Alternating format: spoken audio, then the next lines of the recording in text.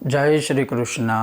अथ अष्टमोध्यायः गरुड़ पुराण प्रेतकल्पसार उद्धार का 8वां अध्याय, जिसमें पुण्य आत्मा प्राणी को अंत समय जानकर अच्छे कर्म करने का वर्णन भगवान ने गरुड़ जी को सुनाया था, वही मैं आपको सुनाऊंगा। गरुड़ उवाच। गरुड़ जी पूछते हैं, हे भगवान, पुण्यात्मा मनुष्यों की परलोक संबंधी जो कृत्य करने योग्य है वे सब फिर मुझसे कहिए। पुत्र आदि अंत समय के दान आदि को कैसे करे वह भी कहिए। अर्थात अंत समय में पुण्य प्राप्ति के लिए क्या दान करना चाहिए, कैसे कर्म करने चाहिए, वह पूछते हैं। तब भगवान कहते हैं कि हे गरुड़, मनुष्यों के कल्याण के लिए मैं तुमको धार्मिक पुरुषों के अंत समय के करने योग्य कार्य कहता हूँ। पुण्यात्मा मनुष्य वृद्धावस्था में शरीर को व्याधि से युक्त देखे और ग्रहादिक विपरीत हो गए हैं, कानों में अंगुली देने से शब्द नहीं सुनता, तब निश्चय जाने कि 6 मास के भीतर उसकी मृत्यु निश्चित है। इसमें भय रहित हो, अज्ञात अवस्था में किए हुए पापों का प्रायश्चित करे। जब अंत समय आवे तब स्नान कर शालिग्राम स्वरूपी भगवान का पूजन करे। उसमें गंध अर्थात चंदन, पुष्प, केसर, तुलसी पत्र, धूप, दीप, नैवेद्य, लड्डू आदि से पूजन करे। दक्षिणा देकर ब्राह्मण को भोजन करावे। अष्टाक्षर और द्वादशाक्षर मंत्र का जाप करे। विष्णु और शिव का नाम स्मरण करे तथा हरि का नाम श्रवण करने से अनेक जन्म के पाप नष्ट हो जाते हैं। रोगी पुरुष का अंत समय समीप आ जाने पर बांधव शोक न करके भगवान के पवित्र नाम का बारंबार स्मरण करे। मत्स्य, कूर्म, वराह, नृसिंह, वामन, परशुराम, रामचंद्र, कृष्ण, बुद्ध, कल्कि, इन 10 नामों का सदा स्मरण करे और रोगी के समीप जाकर इन नामों को सुनावे, वे बांधव है। मंगलमय कृष्ण का नाम जो उच्चारण करता है उसके ब्रह्म हत्यादि कोटि पर्यंत के पाप सब जलकर शीघ्र ही भस्म हो जाते हैं। अंत समय में अजामिल ने अपने पुत्र नारायण को पुकारा, उससे उसका उद्धार हो गया। तो श्रद्धा से उच्चारण करने वाले का बहुत कुछ हो जाता है। दुष्ट हृदय से किसी ने हरि का स्मरण किया, हरि उसके भी पापों का नाश करते हैं। जैसे बिना इच्छा से अग्नि का स्पर्श करने पर भी अग्नि भस्म करता है। हे गरुड़, हरि शब्दोच्चारण पातकी के नाश करने में शक्ति रखता है। वैसे पापी जीव ने अनेक समय तक पाप किया, फिर भी यदि एक बार भी हरि नाम का उच्चारण किया जाए तब भी सब पापों का नाश हो जाता है। ऐसी नाम में शक्ति है। यमराज ने भी दूतों को कहा, हे दूतगण, संसार में नास्तिक को यमलोक में ले जाना। जो हरि नाम उच्चारण करे इसको इस लोक में नहीं ले जाना या नहीं लाना। जो अच्युत, केशव, राम, नारायण, कृष्ण, दामोदर, वासुदेव, हरि, श्रीधर, माधव, गोपिका, वल्लभ, जानकी, नायक, पति रामचंद्र इन नामों का उच्चारण करे। हे कमलनयन, हे वासुदेव, हे विष्णु, हे धरणीधर, हे अच्युत, हे शंख चक्र पद्म को धारण करने वाले आप संसार के रक्षक हो, इस तरह कहने वाले पाप रहित पुरुषों को यहाँ मत लावे। ऐसे मनुष्यों को लाना जो बाहर और भीतर विमुख रहने वाले दरिद्रियों से सेवित मुकुंद भगवान के चरणार बिंदु की भक्ति से विमुख पुरुषों, नरक के द्वारपूत तथा तृण आदि युक्त पापी पुरुषों को यमलोक में घर से ले जाना। जिसकी जिह्वा भगवान के गुण नाम का उच्चारण तथा ईश्वर के चरणार बिंद का सेवन ना करे और जिनका सिर ईश्वर को देखकर नमस्कार और हस्त में ईश्वर की सेवा न करे, ऐसे पापी पुरुष को यमलोक में ले आना। इस प्रकार की आज्ञा यमराज ने अपने दूतों को दी। हे गरुड़, विष्णु का कीर्तन ही जगत में मंगल करने वाला और अनेक तरह के पापों का प्रायश्चित स्वरूप तुम जानिए। इससे अन्य कोई पापी को दूर करने का उपाय नहीं है। पाप को हटाने के लिए अनेक तरह के प्रायश्चित करे, पर प्रायश्चित हरि से विमुख पुरुषों को पवित्र नहीं कर सकते। जैसे मदिरा के घट को नदियाँ पवित्र नहीं कर सकती, कृष्ण नाम के उच्चारण से पाप रहित हुए मुक्त महापुरुषों को नहीं दिखाता। यमराज तथा उसके दूत स्वप्न आदि में भी नहीं दिखते, तब प्रत्यक्ष कैसे दिखेंगे। अंत समय में जिसने ब्राह्मण को गोदान दिया, वह ब्राह्मण मुख से नंद नंदन ऐसी वाणी को सुना, वह पुरुष मांस रुधिर युक्त काय रूप वैतरणी नदी में नहीं गिरता। इसलिए विष्णु नामक स्मरण करे, जिससे अनेक जन्मोपार्जित पाप का नाश हो। फिर गीता तथा सहस्त्र नाम का पाठ करे या अन्य से श्रवण करवाए।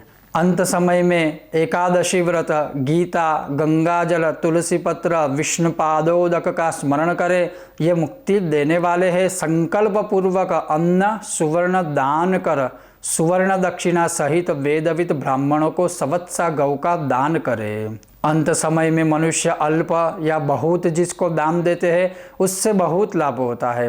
और मरने वाले के पुत्र मन में विचारते हैं कि पिता के लिए इस चीज को दान दूंगा, या वाणी से कहे, हे पिता, मैं आपके निमित्त अमुक दान करूंगा, वह अनंत गुण वाला हो जाता है। और अनंत समय में यदि सुपुत्र हो तब अनेक प्रकार के दान देता है। अंत समय के दान देने के निमित्त धार्मिक पुरुष लोक में पुत्र की इच्छा करते हैं। अंत समय में पिता का पृथ्वी में शयन कराया, देखा उस समय कुछ नेत्र खुले के नीचे रहते हैं। पुत्र पूर्व संचित धन की इच्छा न कर बहुत दान देवे। ऐसा दान पिता के जीवन काल में करने से प्रेत को परलोक मार्ग में दुख नहीं प्राप्त होता। आतुर काल, चंद्र ग्रहण, सूर्य ग्रहण को सात्विक दान देना अधिक पुण्यप्रद है। इसलिए तिलादि अष्ट महादान अवश्य देवे। तिल, लोहा, सोना, रुई, लवण, सप्तधान्य, भूमि, गौ, यह एक एक दान भी सबको पवित्र करने वाला है। यदि अष्टदान को एक दिन में करे तो सर्वोत्तम है। यह अष्ट महादान महापातक बड़े पापों का विनाश करने वाले हैं। इसको अंत समय में अवश्य देवे, उसका फल तुमको कहता हूँ। श्री भगवान बोले कि मेरे उत्पन्न हुए 3 तरह के तिल है, वे बड़े पवित्रम है। उनके दान देने से सब असुर दैत्य दानव तृप्त हो जाते हैं। श्वेत, कृष्ण, कपिल, ये तिल 3 प्रकार है। उनके दान देने से मन वचन आदि के किए हुए सब पापों का विनाश हो जाता है। भूमि पर हाथ रख लोहे का दान करे, उसके पुण्य से प्राणी यम सीमा में नहीं जाते, उस यमलोक के मार्ग में भी कभी नहीं जाते। यमराज के हाथ में कुठार, मुशल, दंड, खड्ग, छुरा, यह सब शस्त्र पापी को दंड देने के लिए है। उस यमराज के शस्त्रों को प्रसन्नतार्थ लोहदान यमलोक के सुख के लिए अवश्य करे, अर्थात यम को प्रसन्न करने के लिए लोहे का दान करे। कर्ण, श्याम सूत्र, शुंडाम, उदुम्बर, शेषंबल इत्यादि यमदूत लोहदान से प्रसन्न होते हैं। हे गरुड़, सब दानों में अत्यंत गुप्त दान उत्तम है, वह मैं कहता हूँ तुम सुनो। जिस दान से स्वर्ग, मृत्यु, पाताल स्थित सब प्रसन्न होते हैं। ब्रह्मादि देवता, ऋषि आदि धर्मराज की सभा में रहने वाले सब स्वर्ण के समान दान देने से प्रसन्न हो वरदान देते हैं। अतः स्वर्ण दान अवश्य करे। प्रेतोद्धार के लिए स्वर्ण दान करे, जिससे प्रेत यमलोक में न जाकर स्वर्गलोक में आते हैं। बहुत समय तक सत्यलोक में निवास कर फिर मनुष्य लोक में राजा, रूपवान, धर्मज्ञ, वाचाल, लक्ष्मीवान, बड़ा पराक्रमी होता है। और रुई दान से यमराज के दूत का भय नहीं होता। लवण दान से यमराज का भय नहीं होता। लोह, लवण, कार्पास, तिल, सुवर्ण दान, ये यमपुर वासी चित्रगुप्त आदि प्रसन्न होते हैं। सप्तधान्य का दान धर्मराज को प्रसन्न करता है। अन्य लोग भी यमपुरी के पूर्व, पश्चिम, उत्तर इन 3 दरवाजों पर रहने वाले प्रसन्न हो जाते हैं। चावल, यव, गेहूँ, उड़द, प्रियंगु, चना, ये 7 धान्य है। कोई व्यक्ति गोचर्म प्रमाण भी सविधि से पृथ्वी का दान सत्पात्र को देता है, वह ब्रह्म हत्यादि पापों से छूट जाता है। ऐसा मुनीश्वरों ने कहा है। गोचर्म का लक्षण कहते हैं कि शतबैल से सहित या शतबैल के सहित गौ जहाँ आनंद से बैठ जाए, उतनी भूमि को गोचर्म कहते हैं। राजाओं ने राज्य में जो महापाप किया, वह व्रत तीर्थ आदि से नहीं कटता या नहीं हटता, वह केवल भूमि दान से ही दूर होता है। भूमि को उपस्कर आदि सहित जो दान ब्राह्मण को देता है वह व्यक्ति देवताओं दैत्यों से पूजित हो इंद्रलोक में जाता है। हे गरुड़, भूमि दान बिना और दान अत्यंत अल्प फल देने वाले हैं। पृथ्वी दान रोज प्रतिरोज बढ़ता है, इसमें भूमि दान अवश्य करें। जो भूमि का स्वामी होकर ब्राह्मणों को दान नहीं देता वह जन्म जन्मांतर में ग्राम्य कुटी न मिलाकर दरिद्री होता है। जो स्वामी का अभिमान रख वास करने के लिए कुछ भी पृथ्वी का दान नहीं देता वह शेष जी जब तक भूमि धारण करेंगे तब तक नरक में निवास करेगा। इसलिए भूमि का स्वामी होकर पृथ्वी दान अवश्य करे, और जो पुरुष है उनको भूमि दान न देकर गोदान देना यह हमारा मत है। अर्थात भूमि दान न कर सके तो गोदान भी कर सकते हैं। अंत समय में रुद्र धेनु, ऋण धेनु, मोक्ष धेनु आदि गोदान करें। वैतरणी धेनु सविधि देवे। हे गरुड़, ये गोदान मनुष्य के कायिक वाचिक मानसिक पाप त्रिविध रहित करता है। बालकपन में, कुमारपन में, युवावस्था में, बुढ़ापे में, रात्रि में तथा प्रातः समय, मध्याह्न समय, तीसरे प्रहर, संध्या समय और जन्म जन्मांतर में भी जो कुछ पाप मन वचन काय से किए हो उसकी निवृत्ति के लिए एक बार भी दूध देने वाली सवत्सा कपिला दक्षिणा सहित तपस्या व्रत आदि युक्त वेद पाठी ब्राह्मण को दान देने से सब पाप छूट जाते हैं और अंत समय में वही उद्धार करने वाली होती है। स्थिर मन वाले एक गौ, बीमारी में शत, बेमन से मरण समय में सहस्त्र गोदान करने पर 1,00,000 गोदान सविधि सब समान है। तीर्थ पर सत्पात्र को गोदान देने से 1,00,000 गो देने का फल मिलता है। सुपात्र को दान देने से 1,00,000 गुण फल होता है और देने वाले को अनंत गुना फल मिलता है। सुपात्र को प्रतिग्रह लेने का दोष नहीं लगता। वेदाध्ययन वैश्वदेवादि यज्ञ कर परान्न भक्षण न करने वाला ब्राह्मण रत्न से परिपूर्ण भूमि का दान ग्रहण करे तथापि प्रतिग्रह जन्य दोष नहीं लगता। सर्प, बिच्छू आदि का विष मंत्र द्वारा दूर हो जाता है और अग्निदेव सबकी शीत दूर कर देते हैं। इन दोनों को कुछ भी पाप नहीं लगता, लेकिन कुपात्र को गोदान देने से दाता नरक में जाता है। कुपात्र लोभवश यदि गोदान लेवे तो उसकी भी 100 पीढ़ी पितर नरक में जाती है। इसलिए बुद्धिमान पुरुष अपने कल्याण की इच्छा कर कुपात्र को कभी भी दान न देवे। एक गौदान का दान ब्राह्मण को दे, उसका 2-4 को विभक्त कर देने से तथा बेचने से 7 पीढ़ी तक गौ का नाश कर देती है। भगवान कहते हैं, हे गरुड़, तुमको मैंने पहले वैतरणी नदी का इतिहास कहा था, अब उसको पार करने का उपाय रूप गोदान है उसकी विधि कहता हूँ। काली या कपिला गौ को अलंकार, आभूषण आदि से सुशोभित कर सोने की सींग, चांदी का खूर तथा दोहन के लिए कांस्य पात्र देवे। काले वस्त्र से गौ का आच्छादन कर गले में घंटा बांधे और कपास के ऊपर वस्त्र सहित एक ताम्र पात्र को रख उसके ऊपर लोहदंड के सहित सुवर्ण के यमराज को स्थापित कर घी से भर एक कांसे का पात्र भी रखे। उस जगह एक गड्ढा खोद उसमें जल भरे, उसकी वैतरणी नदी संज्ञा है, अर्थात गड्ढा खोद कर थोड़ा पानी भरे और उसको वैतरणी नदी माने। उसको रेशमी वस्त्र से वेष्टित करके तीरा देवे। उस नौका के ऊपर सूर्य ग्रह से उत्पन्न उस गौ को रख उसके ऊपर सविधि गोदान का संकल्प करे। सविधि गंधाक्षत पुष्प द्वारा पूजन कर आभूषण वस्त्र सहित ब्राह्मण को दे। गौ की पूंछ हाथ में लेकर नौका पर रख ब्राह्मण को सामने खड़ा कर मंत्रोच्चारण करें। आप ही भगवान संसार समुद्र में डूबे हुए त्रिविध ताप से दुखी प्राणियों की रक्षा करने वाले हो। आप ही विष्णु रूप द्विज श्रेष्ठ भूमिदेव मेरा उद्धार कर दक्षिणा सहित वैतरणी जो गौ मैंने आपको दी है इससे नमस्कार है। घोर भयानक यमलोक मार्ग में शतयोजन वैतरणी नदी को तीरने की इच्छा कर वैतरणी तरण रूप गोदान आपको दिया और नमस्कार किया। हे धेनु के, तुम स्वयं ही यमलोक के विस्तृत मार्ग में पार करने के लिए वहां मेरी राह देखना, तुमको मेरा नमस्कार है। गौवे मेरे सामने पीछे हृदय में बसे और मैं गांवों के मध्य में रहूं।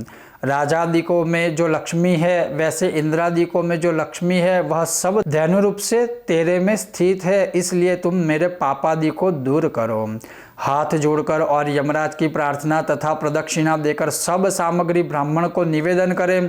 हे गरुड़, जो कोई व्यक्ति वैतरणी गौ का दान कर धर्म मार्ग से धर्मराज की सभा के मध्य में जाता है, स्थिर मन से वैतरणी व्रत का पालन कर वैतरणी नदी को तीरने की इच्छा कर धैनु का दान दे।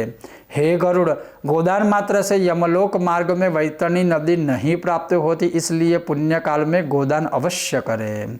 गंगादि तीर्थ, ब्राह्मण, चंद्र और सूर्य ग्रहण समय समय, संक्रांति दिन, अमावस्या, अयन, कर्क, मकर संक्रांति, विषुव, जिस दिन रात्रि दिन समान होता है, मेष, तुला संक्रांति के दिन, व्यतिपात के दिन, अक्षय तृतीया के दिन, युगादि तिथियों के आरंभ में, इन दिनों में से और भी कोई पुण्य दिवस हो उस दिन भी यह दान कर सकते हैं। सुपात्र ब्राह्मण मिलने से, श्रद्धा उत्पन्न होने से वही पुण्यकाल है, क्योंकि लक्ष्मी स्थिर नहीं है, शरीर नाशवान है और ऐश्वर्य भी सदाकाल स्थिर नहीं रहेगा। यो मृत्यु अवश्य आने वाली है, इसलिए धर्म कार्य अवश्य करें। अपने कल्याण अर्थ ब्राह्मण को अपने विस्तार अनुसार दान देने से अनंत फल होता है, और थोड़ा धन होने पर भी श्रद्धा से दान दिया जाए तो वह अक्षय होकर जन्म जन्मांतर एक साथ चलता है। दान रूप पाथेय से महामार्ग यमराज के मार्ग में सुख मिलता है, और जिसने नहीं दिया वह बड़े कष्ट से यम मार्ग में जाता है। भूमि पर प्राणियों ने जो कुछ पुण्य किया है वह यमलोक रास्ते से आगे मिलता है। महापुण्य प्रताप से मनुष्य जन्म मिलता है, इसको प्राप्त कर धर्म करने वाले सदगति को प्राप्त होते हैं। जो मनुष्य जन्म को प्राप्त कर धर्म नहीं करता वह प्रति जन्म में दुख पाता है। धन, पुत्र, कलत्रादि तथा शरीर बांधवादि अनित्य है, इसलिए धर्म करे। जब तक प्राणी में प्राण रहता है तब तक सबका आपस में प्रेम स्थित है, पर मरने के बाद सबका श्रेय नहीं रहता। आत्मा ही आत्मा का मित्र है, ऐसे बारंबार जानकर अपने जीते हुए भी धर्म संचय करे, क्योंकि मरने के बाद कौन किसको देगा। ऐसा जानकर अपने हाथ से ही दान दे, क्योंकि तन अनित्य है, अतः मरने के बाद कोई भी नहीं देगा। इस मृतक शरीर को सब बंधु एकत्र हो लोहे की तरह या काष्ठ की तरह भूमि पर रख तथा काष्ठ से भस्म कर सब वापिस आ जाता है, किंतु केवल धर्म ही साथ चलता है। मरने के बाद धन आदि सब घर से ही साथ नहीं आते और बांधव भाई श्मशान भूमि से छूट जाते हैं। केवल उसके लिए हुए शुभ और अशुभ कर्म साथ चलते हैं। यह शरीर अग्नि में भस्म हो जाता है, पर इस शरीर से किए हुए कर्म प्राणियों के साथ चलते हैं। संसार में दुख रूप समुद्र का बंधु कोई नहीं है, केवल कर्म संबंध से जीव आता है और कर्म क्षय से चला जाता है। जैसे पौसरे पर अनेक मनुष्य जल पीने के लिए एकत्र हो जाते हैं, वैसे माता, पिता, भ्राता, पुत्र, बंधु, स्त्री आदि का सबका मिलाप होकर अन्य कहीं चले जाते हैं। जैसे नदी में काष्ठ समूह आते जाते हैं, वैसे ही संसार में जीवों का संबंध और वियोग होता रहता है। संसार में पुत्र, पौत्र, स्त्री, धन आदि कोई किसी का नहीं है, इसलिए स्वयं ही अपने हाथों से दान करें। अपने अधीन जब तक धन है तब तक ब्राह्मण को दान देवे। यदि पराधीन धन हो जाए तो कुछ करने की सामर्थ्य नहीं रहता। पूर्व जन्म में किया हुआ दान इस जन्म में मिलता है, ऐसा जानकर धन का दान करें। धर्म करने से धन की प्राप्ति, धर्म से कामनाएं सिद्धि तथा धर्म से मोक्ष मिलता है।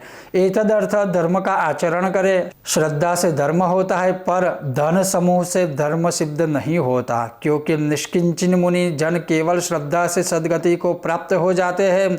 भगवान कहते हैं, जो कोई मेरे को पत्र, पुष्प, फल भक्ति से देते हैं तो मैं उस भक्ति से प्राप्त हुए पत्र पुष्पादि अंगीकार करता हूँ। इसलिए विधि युक्त अल्प या बहुत कुछ गणना नहीं कर श्रद्धा से दान करें। कोई पुत्र पिता के अंत समय में दान करता है उसको धर्मात्मा समझना और उसकी देवता भी प्रशंसा करते हैं। जिस पुत्र ने माता पिता के लिए सुपात्र को दान किया उसने पुत्र पौत्र सहित आत्मा को पवित्र कर लिया है। पिता के निमित्त दान देने से 100 गुना तथा माता निमित्त दान देने से 1000 गुना, भगिनी निमित्त दान देने से 10 सहस्त्र गुना दान का फल होता है। अपने भाई के लिए दान देने से अक्षय होता है। कितने प्रकार के उपद्रव दान देने वाले को नहीं होते, नरक दुख भी नहीं होता और अंत समय में यमदूतों का भय भी नहीं होता। जो अंत समय में लोभवश दान नहीं देते वे कंजूस पापी पुरुष मरने से बहुत दुखी होते हैं। अंत समय में पुत्र पौत्र भाई एक गोत्र के तथा जो मित्र है वे सब वहां आकर यदि दान न दे तब उनको ब्रह्म हत्या का दोष लगता है, इसमें कुछ भी संदेह नहीं है। पुत्रः पौत्रः सहभ्रात्रा सगोत्रः सूरदुस्तये यच्छन्ति नातुरे दानं ब्रह्मज्ञास्तेन संशयः इति श्री गरुड़ पुराणे प्रेतकल्पसार उद्धारे आतुरदान निरूपणम नाम अष्टमोऽध्यायः संपूर्णम। श्री नारायण अर्पणम अस्तु। तो ये था गरुड़ पुराण के प्रेत कल्पसार उद्धार का 8वां अध्याय, जिसमें आपने सुना कि दान के प्रकार कैसे है, कैसा दान करने से क्या फल मिलता है, आदि आदि बहुत कुछ इसमें था।